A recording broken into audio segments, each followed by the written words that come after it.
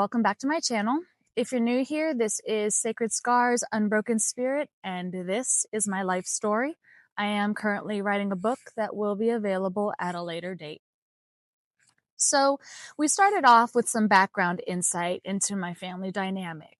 If you haven't watched my last videos, I would highly suggest going back and starting there, as we first delved into my narcissistic mother and I's relationship and the traumas I experienced growing up in her verbally abusive household.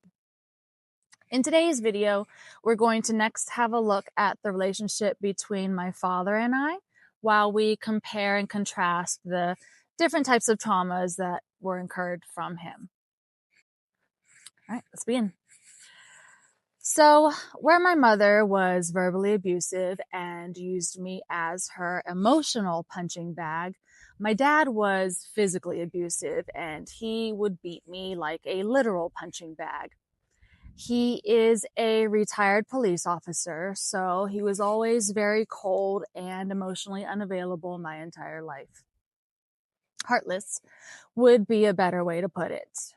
It's a very odd and mentally confusing thing when your father is physically present but never shows he cares. My entire life, I have never heard the words "I love you" from him. It happened once, but it didn't count because it was in a therapy session and it was forced. So this eventually led me to develop daddy issues in my 20s. And it's definitely an odd thing to present in one's adult years after growing up thinking this was normal and not realizing that it very much was not a normal childhood. But hindsight is 20/20, and it was only up until recently I've been able to piece this all together. So for as long as I can remember, after my teen years, there started to develop this weird every man for himself sort of dynamic between us. Household responsibilities such as cleaning, they were separated in the oddest way. So for example, most people when doing the dishes would normally just wash the entire sink, right? But my father would only wash his dishes and leave mine out, even if it was only one spoon. Just minuscule, petty things like that. Even to this day, my dad will make dinner and sometimes he'll include my son, sometimes he won't, but I'm always left to fend for myself. Furthermore, most parents in normal households, they love their children and are always willing to help them, whether to lift the burden or especially in times of need. It just goes without saying, normal parents do these things for their children simply because they care. But my household was always different. My dad always complained when I would ask him for help, and it got to the point where it was clear that he just absolutely was not willing. Everything that came down to taking care of me was out of obligation, only because he had to. And even then, the tension in the air, I could just feel his resentment as far as his mentality when it came to caring for me, his own daughter, as an obligation. An obligation in my dad's eyes since I was about 12. By my 20s, I went from being seen as an obligation to now a full-on burden while living under his roof. The resentment my father carried would be suppressed, and every so often, the pot would eventually boil over and his temperament would become explosive. It didn't take much for him to snap, and he would be just booming with anger, yelling, arguing, passing all the blame on me, calling me names, lazy, calling me a crappy mom. God forbid I went to a music festival once or twice a year. His mentality was that moms should have to buckle down, and essentially he was saying that I wasn't allowed to have any fun at all, and I didn't deserve any breaks, even though I'm a single mom and handling the load all by myself. If anything, I should be allowed to take more breaks than I actually get. Even things like providing food and water would upset him because he felt like it was a burden to spend the extra money. Just basic necessities for me and his grandson. Most fathers are very protective of their daughters, but mine was not. In fact, there have been many times when I found myself in compromising situations or around dangerous people, and instead of asking if I was okay or expressing a willingness to help, oftentimes he would resort to victim blaming. He would fire at me and make me out to be the bad guy for getting myself into these said situations.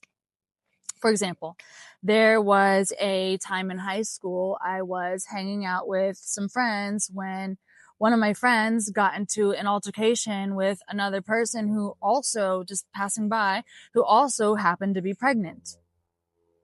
So as I stood by watching, my friend had gone into the house, retrieved a gun, and she shot at the pregnant girl. Thankfully, she didn't hit her, but the cops did show up and I was left to deal with the police.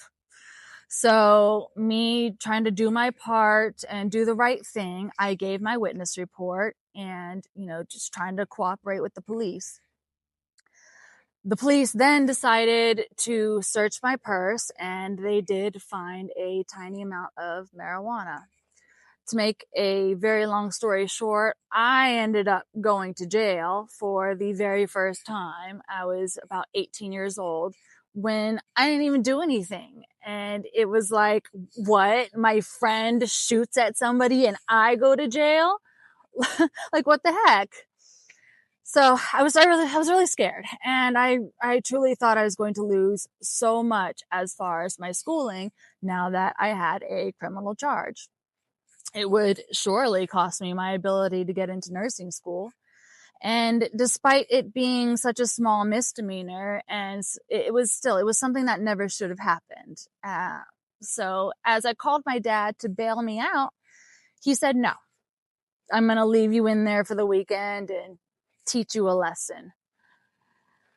So I'm like, I literally did absolutely nothing wrong. I was literally just in the wrong place at the wrong time. And the fact that, he didn't believe me and he didn't want to get me out, I felt like it was just so heartless. So this further traumatized me because my whole entire academic and future career was now at stake. This made me even more scared as I had absolutely no idea what to expect being in jail and being so young. Luckily, the charge ended up being dropped through pretrial diversion, and because I had no prior record I've always been one to just stay out of trouble. Luckily, it worked out in my favor, or as good as it could have.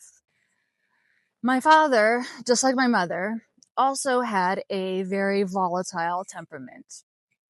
Anger issues that involved explosive yelling. I was often manhandled and smacked around many times, leaving very large marks and redness on my skin. There was even a point where instead of like open-handed spankings, disciplining me and my brother evolved into something much more extreme. When I was about 10 years old, my dad decided to take a wooden 2x4 and piece of wood and carved it into a flat, thick paddle. This was the new form of punishment I was given every time I got in trouble. The paddlings were very regular, and it got to the point where I would wear many layers of underwear and pants out of fear to protect my bottom and to try to lessen the blows. He would make me put my hands on the couch and turn around while he would begin to swing over and over and over. But it wasn't just me and my brother getting beaten. As long as I can remember, and even to this day, my dad has always taken his anger out on our pets. The dogs would get screamed at and hit all the time for unnecessary reasons. Getting into food or going to the bathroom on the floor, just doing things that regular dogs do. but it was very, very horrific to watch. I can remember very loud yelling, and then my dad's voice would boom at the dogs, and then he would grab them by their neck and shove their face, if they went to the bathroom on the floor, he would shove their face in it and then proceed to beat the dogs. These beatings left me scarred in so many ways, and even worse, my son began to start doing it because he was learning from what he witnessed in that house. I had to take measures and just immediately put a stop to it and teach him that we do not ever hit animals because they are just doing what animals do, and it's never right to hit an animal. The wooden paddlings were continuously given to me as a form of punishment up until I was a teenager. It stopped when I was about 14 or 15, only because I was getting to be too old to be spanked. But that didn't mean it was the end of the physical abuse. Rather, the method just switched to his bare hands. I can remember one time after being issued my learner's permit at 15 years old, I took the family car for a short joyride, and I brought it right back. Now, while I acknowledge I should not have done that, I was, after all, just a teenager, and like anything else, we all make mistakes during those years. When I pulled up to the house, my dad was already at the door, waiting for me, and before I could even set the keys down on the counter, I got the worst beating he had ever given me.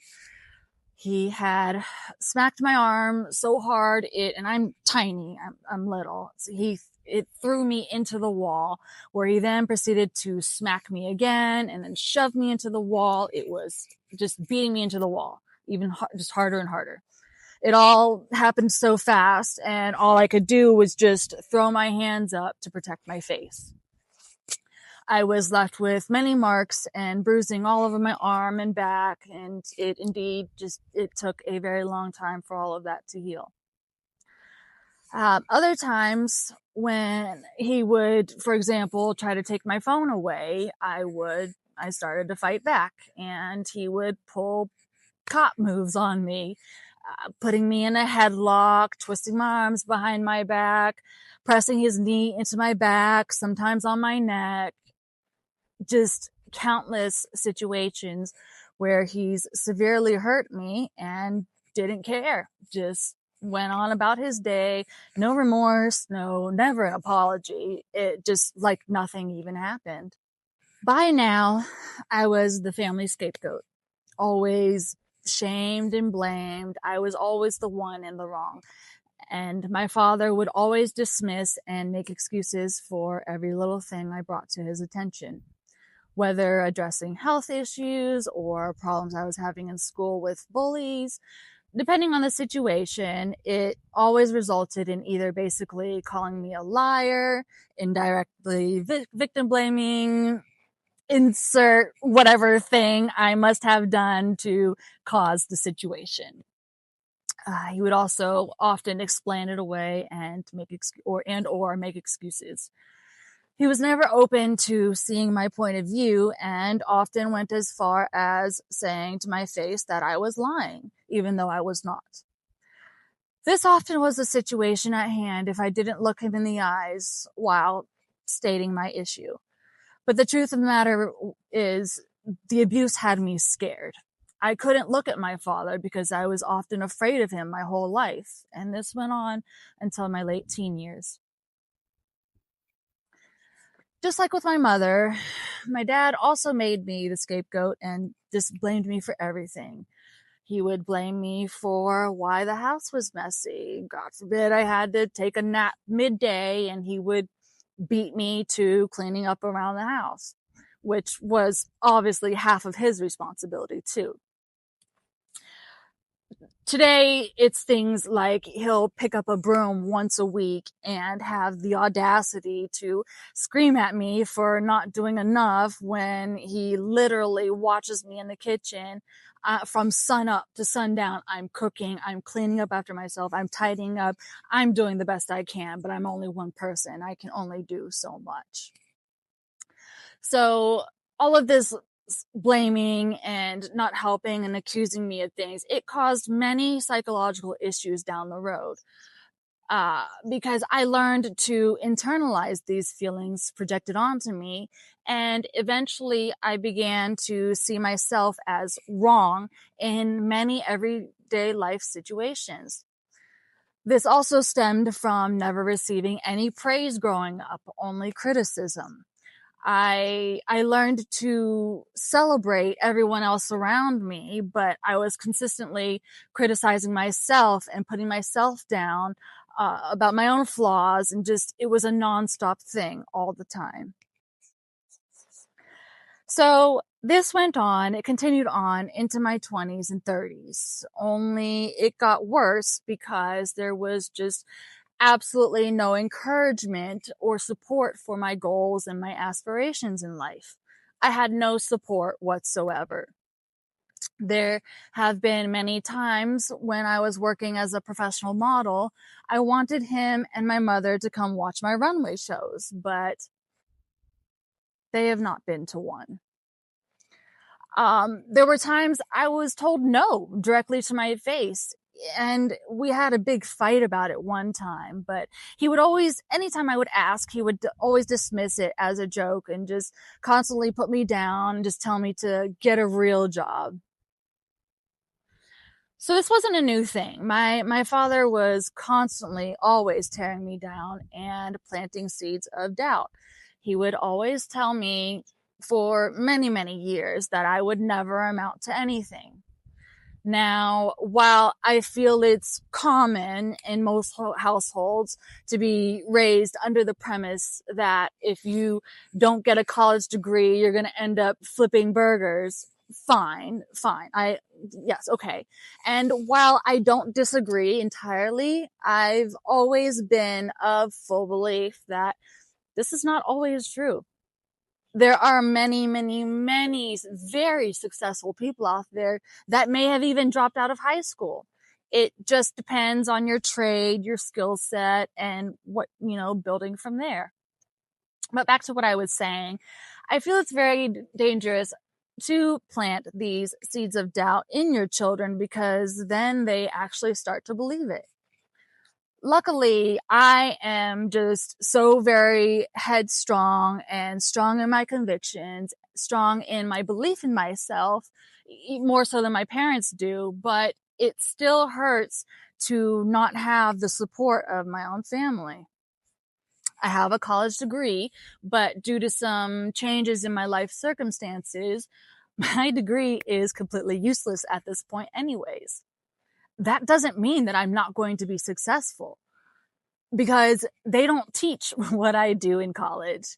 I'm an intuitive healer. I'm writing a book. I'm creating content on several social media platforms. And I fully believe in my heart of hearts that if you build it, they will come. So due to this, it has affected me psychologically because I never felt safe to express myself. Even to this day, I no longer share my dreams or aspirations with my family because there's just no point. They don't believe in me. Fast forward to today, my current life has drastically changed with the onset of many debilitating health issues that are sometimes so severe I'm forced to slow down when it comes to my daily responsibilities and rest. Though I have explained my health issues and what I am needing from my family and from my father as far as helping me out more around the house, helping me with caring for my son, and even some lifestyle adjustments. For example, I have to leave the pans out on the stove so that I'm not bending over up and down whenever I need to cook. which hurts my back. And I cook 3 to 5 meals a day for both me and my son. So all of these little things, I try to keep my requests to a minimum as it is, because he's already made it very clear he's not willing to change his routine and that I should just quit being lazy and do more. So, as if it wasn't bad enough being sick and constantly having to beg for help, my father's lack of emotional and physical support it just made me feel so much worse. With his lack of belief, his skepticism, it just added fuel to the fire. Even though I have blood work, physical symptoms, you name it, I have everything when it comes to tangible evidence. He still is of the mindset that I don't actually have half of the medical issues I've told him I have. He thinks that I'm like Google sick and self-diagnosing straight from the get-go. Even when I first told him I had autoimmune issues, he immediately dismissed it and thought I was just making it up. He basically believes that I've been brainwashed from reading things on the internet. And even, like I said, even though I have the blood work markers to prove it, he still completely blows it off. The biggest issue at hand here is really, it's the lack of mutual respect. So where I was expected to abide by his controlling ways and live by his rules and respect his boundaries, I was not met with the same. No matter how often I voiced my concerns or my disdain for the unfairness, no matter how much I begged for the simplest things, like a little extra help working with me on days that I needed a little extra rest or a break from overexerting myself, I'm still consistently dismissed. I'm still argued with, and there's just a complete, utter disregard for my feelings and my physical needs. This lack of mutual respect for my personal needs and boundaries being crossed, it further expands and shows the level of control also present in my relationship with my father. I can remember living a very, very sheltered life as a child because, again, my dad was a police officer. And I get it. He was being protective, but it was still going overboard. For example, there were many times when I was invited to birthday parties, but I was never allowed to go if it was a sleepover. And this affected me further down the road because it became very difficult to make friends. And I carried this all the way up into middle school. The control got worse as I got older. I was made to feel like I was too much, constantly having my voice suppressed and condemned for saying the wrong things. To be fair, I was a bit of a wild child in my teen years, but I always had these thoughts lingering in the back of my mind that I was always doing something wrong, even when I actually was not. Ultimately, this traumatized my inner child, and to this day, I am still working very hard on healing her and feeling safe, understanding that I am not too much, I am not too loud, just being safe to express myself. So today I deal with my father's controlling ways in a different manner. Like with my mother, a lot of similar things were expected of me when it came to receiving love or the lack thereof in my eyes. Where it's different, as I mentioned earlier, my dad has always been emotionally unavailable. Love was a foreign concept when it comes to him. It was non-existent. My dad was adopted, so he was never shown love properly growing up. You pair that with the cold hardening of his heart from being a police officer, it was never going to happen. He would never be able to express love to his own children, not even his own wife. And just like with my mom, I was forced to perform to earn any sort of praise or recognition for my accomplishments. It even went as far as bribing me. Giving me money was what they considered showing love, but we all know that's not how that works. It was not even close to the same thing. Children need to hear it. I can remember being bribed to get good grades in middle school. $200 if I got straight A's all year long, 4.0 GPA. I got my $200, but this planted a very dangerous seed in me that I ultimately believed that my worth came from performing and what I could do. I grew up being a pick-me, so to speak, because I felt the need to convince people to choose me and that I was worthy of being chosen by my ability to perform. In my 20s, my dad had officially just checked out as a parent.